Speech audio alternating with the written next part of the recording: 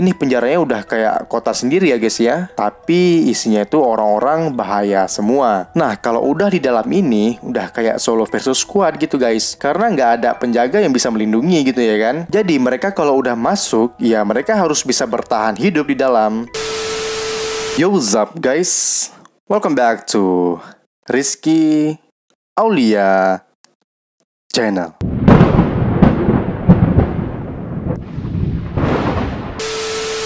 Jadi di video kali ini, gua bakal ngebahas tentang penjara-penjara yang paling kejam dan juga sadis di dunia ini. Jadi gua tuh kayak pingin kasih lihat buat kalian, kalau nggak semua penjara di dunia ini ya kayak di film-film gitu guys. Yang satu selnya itu isi 2 orang, ataupun sendiri ya kan, atau nggak yang sel-sel masih manusiawi gitu. Tapi saat ini, gua mau liatin buat kalian, kalau di dunia ini tuh ada juga penjara-penjara yang sangat-sangat kejam dan juga sadis guys. Nah buat kalian nih guys, gue cuma mau bilang, janganlah untuk coba-coba ngelanggar hukum gitu ya kan. Gak usah gitu menjadi seorang kriminal guys. Ya normal-normal aja hidupnya gitu guys. Nah yang penting itu kalian hidupnya tuh lurus-lurus aja ya kan. Taati peraturan semuanya gitu ya kan. Biar kalian gak masuk ke dalam penjara guys. Dan juga semoga kalian setelah menonton video ini, kalian tuh bisa mendapatkan sebuah pelajaran. Atau enggak, semoga kalian tuh bisa lebih bersyukur setelah nonton video ini. Penasaran nggak kenapa harus bersyukur? Dan juga sebenarnya sesadis apa sih penjara-penjara ini? Tapi seperti biasanya, sebelum ke videonya jangan lupa kalian klik dulu tombol subscribe dan jangan lupa nyalakan lonceng notifikasinya. Biar kalian nggak ketinggalan video-video yang sangat menarik yang ada di channel gue ini guys. Dan gue mau ngucapin terima kasih buat kalian yang udah support channel gue ini. Dan ayo bersama-sama support untuk channel ini bisa mendapatkan 10.000 subscriber di waktu yang dekat ini. Tanpa berlama-lama lagi, langsung aja kita bahas. Ini dia penjara-penjara yang sangat sadis di dunia ini.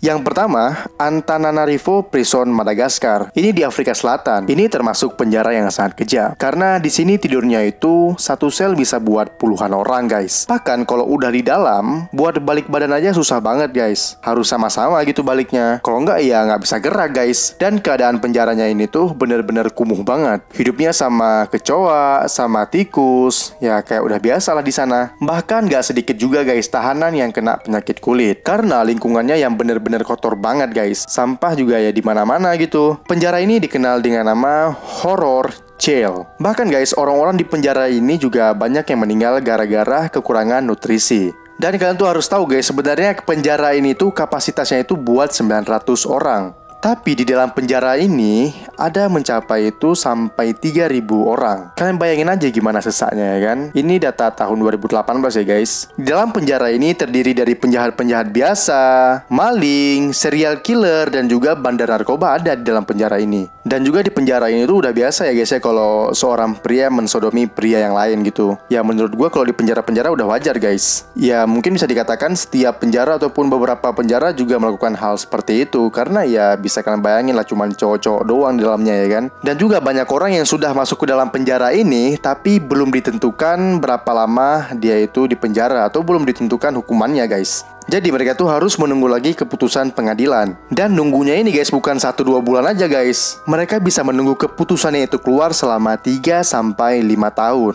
Jadi setelah dia menunggu 5 tahun, dia itu baru diadili ataupun diberikan keputusan hukumannya itu berapa tahun penjara. Dia udah 5 tahun di penjara itu, terus dia keluar buat cuma persidangan. Habis itu dia masuk lagi ke penjara itu guys. Nah di penjara ini kalau ada tahanan yang melanggar aturan, mereka berantem atau mencoba untuk melarikan diri, mereka itu bakal dimasukin ke ruangan isolasi. Ruangan ini bernama Hell Hole. Dia buang air besar, buang air kecil, semuanya di ruangan ini. Nggak dikasih ember gitu, nggak dikasih toilet juga. Jadi dia tidur sama kotorannya sendiri. Dan ini terjadi selama berhari-hari ya guys. Jadi nggak kayak hari ini kalian pup terus pipis, tapi besoknya tuh dibersihin dulu ya, nggak kayak gitu guys. Nah ini gua ada contoh prosedur kriminal yang baru masuk penjara ini. Pria ini bernama Ricardo. Dia berumur 39 tahun. Dia masuk penjara karena kasus pencurian. Nah, jadi dia masuk dulu ke ruangan penjaga buat digeledah. takutnya bawa senjata tajam atau apapun ya kan. Bahkan sampai sabuknya pun dilepas guys. Ya takutnya kan nanti dia itu bunuh diri gitu. Terus dia diantarkan sama penjaga untuk masuk ke selnya. Saking banyaknya tahanan sampai ada yang tidur di kolong guys, di lantai gitu, di bawah kolong. Nah peraturannya, jadi tahanan yang baru masuk itu tidurnya di bawah. Yang paling atas ini seniornya ataupun bisa disebut bos di sel itu ya kan.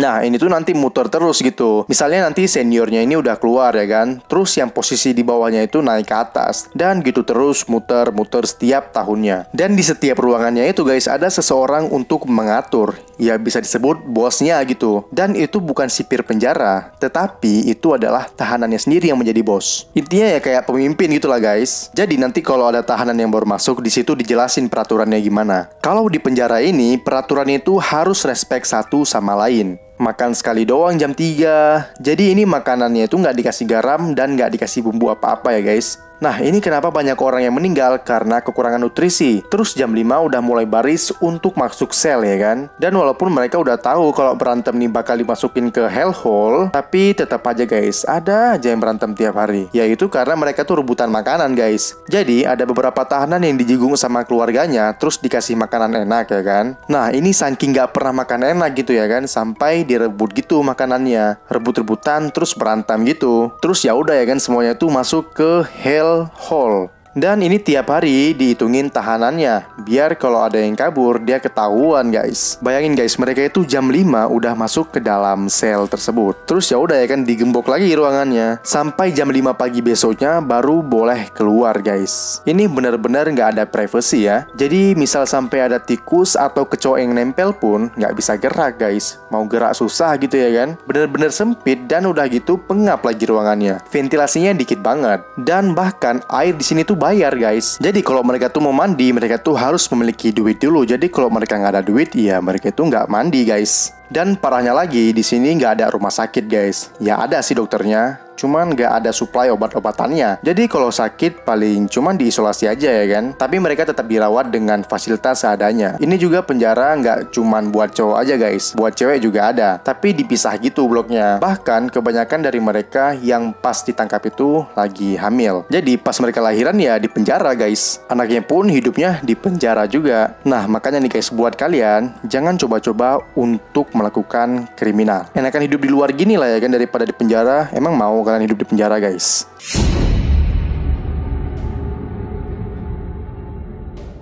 Yang kedua, San Diego Prison di La Paz, Bolivia. Ini terletak di Bolivia, Amerika Selatan. Ini salah satu penjara yang kejam dan bahaya juga. Karena guys, di dalam penjara ini tuh nggak ada penjaganya sama sekali. Jadi misalnya kalau ada yang berantem gitu, ya udah mereka tuh berantem aja sampai titik darah penghabisan. Pokoknya sampai salah satu tuh ada yang mati ataupun salah satu tuh ada yang nyerah. Kan kalau ada penjaganya itu bisa dilerai gitu ya kan. Tapi ini kan nggak ada penjaganya guys. Dan di sini tuh ada 2000 lebih tahanan di dalamnya. Dan mereka itu cuma memiliki 20 orang penjaga aja di penjara ini. Dan penjaganya itu cuma ada di depan penjara untuk menjaga di depan aja. Tapi di dalam penjara itu nggak ada penjaga sama sekali. Dan ini adalah salah satu tahanan, Carlos Caigos, seorang kriminal yang ditangkap karena perampokan bersenjata. Nah ini diambil dulu fingerprintnya, terus diperiksa segala macam. Dan ini Carlos bakal masuk penjara. Nah kalau udah di dalam ini, udah kayak solo versus squad gitu guys. Karena nggak ada penjaga yang bisa melindungi gitu ya kan. Jadi mereka kalau udah masuk, ya mereka harus bisa bertahan hidup di dalam. Ini penjaranya tuh kayak labirin guys. Di dalam ini ya kayak gini keadaannya. Dan yang berkuasa itu ya senior-senior dan yang terkuat. Biasanya sih serial killer yang menguasai tempat ini guys. Karena ya dia itu yang paling ditakutin di dalam penjara ini. Dan ini juga ada bos dari semua bosnya juga. Jadi bisa dibilang ini pemimpin penjaranya lah guys. Dia masuk penjara karena membunuh 4 orang manusia. Nah jadi setiap tahanan yang baru masuk harus ketemu sama dia dulu. Ini sih dandanannya tuh udah nggak kayak tahanan gitu ya kan.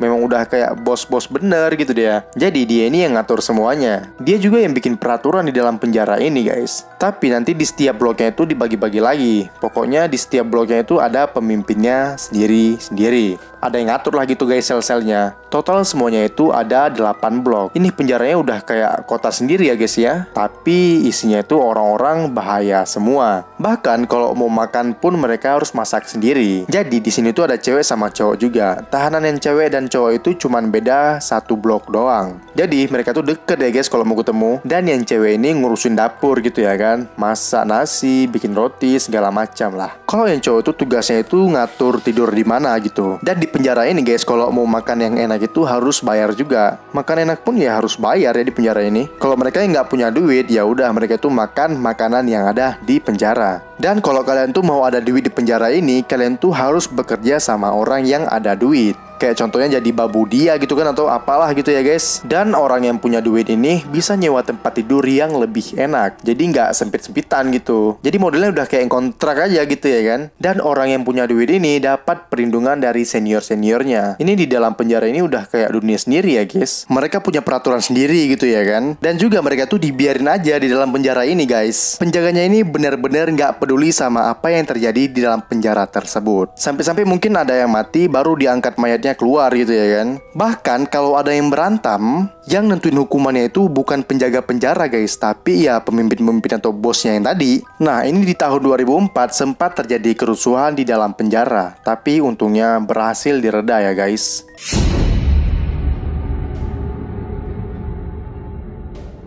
Yang ketiga, Alcatraz Prison di San Francisco. Ini mungkin dari kalian udah ada yang tahu soal penjara ini. Ya karena cukup terkenal penjara ini guys. Ini penjara dengan tingkat keamanan yang tinggi banget. Terletaknya itu benar-benar di sebuah pulau gitu, ataupun di tengah-tengah pulau. Dan itu jaraknya 2 km dari daratan San Francisco. Kalian bayangin guys, kalau ada orang yang berhasil kabur dari penjaranya ini, dia harus berenang lagi ya kan sejauh 2 km untuk sampai ke daratan. Alcatraz ini dulunya itu bekas markasnya militer. Tapi pada tahun 1934 malah dijadikan sebagai penjara buat penjahat-penjahat. Dan biasanya yang masuk ke dalam penjara ini bukan tahanan-tahanan yang ece-ece aja gitu. Tetapi yang masuk ke dalam penjara ini adalah kriminal yang kelas kakap gitu guys. Yang udah kayak serial killer ataupun drug dealer gitu ya kan. Orang-orang yang memiliki koneksi banyak di luar inilah yang dimasukkan ke dalam penjara Alcatraz ini. Sampai-sampai guys, pada saat kapal mereka ini mau dipindahkan dari San Francisco ini menuju ke Alcatraz, mereka ini dijaga oleh puluhan FBI agent. Dan agent-agentnya ini ya semuanya itu udah terlatih guys, bukan agent-agent yang biasa aja.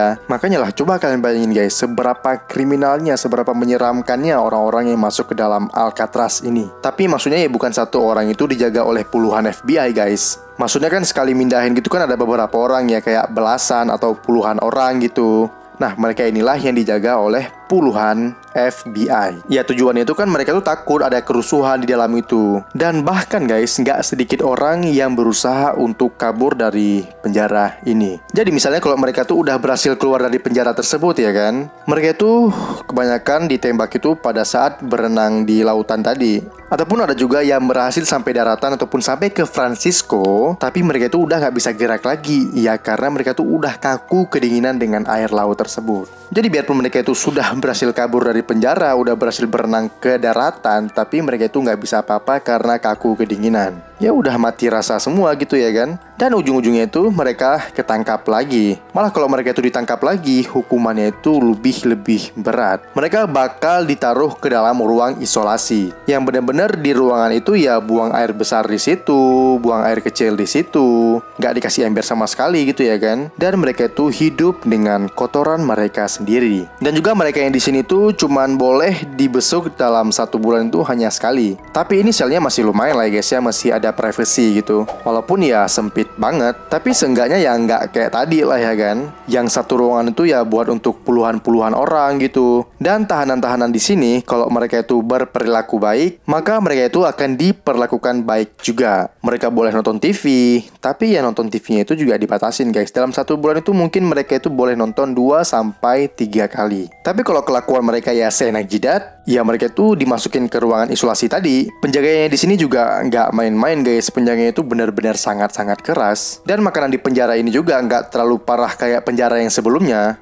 Karena ya penjaranya aja udah bikin stres gitu ya kan. Mereka itu berada di tengah pulau gitu ya kan. Jadi sesekali di penjara itu dikasih makan daging, susu, atau ayam ya kan. Pokoknya yang enak-enak lah gitu. Ya lumayan juga ya kan daripada nggak sama sekali gitu. Tapi guys, ada juga orang yang berhasil kabur dari penjara Alcatraz ini. Ya mungkin kalian juga udah pernah dengar sama ceritanya ya kan. Karena ya bisa dikatakan cerita ini sangat-sangat terkenal. Mereka ini adalah John William Anglin, Clarence Anglin, Frank Lee Morris, dan Elon West. Jadi mereka ini adalah satu kelompok. Tapi guys, si Elon West ini nggak berhasil kabur. Jadi pada saat dia mau keluar lewat ventilasi atas gitu ya kan, dia itu nyangkut guys. Jadi ya udah ya kan, dia itu ditinggalin sama teman-temannya. Mereka semua ini kabur lewat ventilasi. Jadi ventilasi yang ada di sel tersebut ada di atas atapnya gitu guys. Terus ventilasinya itu connect ataupun tembusnya itu ke rooftop. Nah mereka habis masuk ke dalam ventilasi itu ke rooftop, akhirnya mereka lompat keluar pagar penjara. Setelah itu pun mereka langsung naik perahu di laut yang mereka buat sendiri. Dan setelah itu pun ya kan langsung polisi, FBI, bahkan penjaga penjara juga ikut mencari mereka. Tapi mereka itu enggak pernah ketemu sama sekali guys. Dan nggak ada juga yang tahu keberadaan mereka itu di mana. Tapi ada juga orang yang berteori bahwa mereka bertiga ini sudah meninggal. Jadi pada saat mereka naik perahu yang mereka bikin ini, mereka itu kayak terhempas sama ombak, terus perahunya itu balik, mereka tuh tenggelam. Tapi sekali lagi gue bilang ini cuman teori guys.